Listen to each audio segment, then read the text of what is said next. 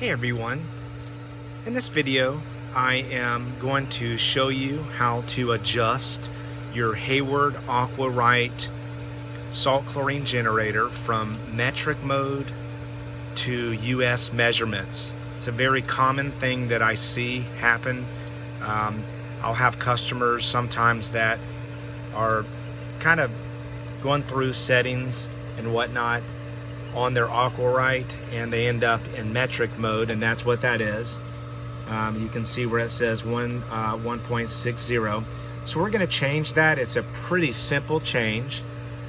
Before I get started, if you are not already a subscriber of mine and you like videos like this, please hit that subscribe button so you don't miss any of my new videos. Okay, so this is very simple. What you're going to do is you are going to go ahead and click the diagnostic button one time. That is going to show Celsius, which is the temperature. We want to change it, so we're going to go to superchlorinate and back to auto.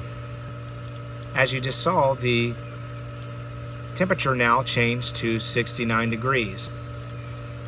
So this pool has low salt, and the salt chlorine generator has been off for some time, so we're going to see if that climbs back up. But I wanted just to show you that tip.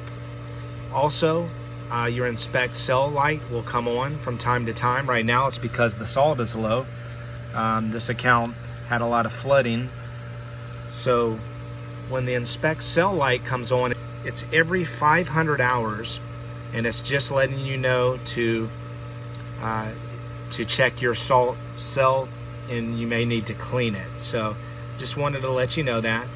So I'm going to go ahead and do another test for the salt, and but hopefully this could help you out. And this is a Hayward Aquarite Gold Line salt chlorine generator. These are the ones that I actually recommend. They've been around a long time. So thanks for watching, and I'll see you in my next videos.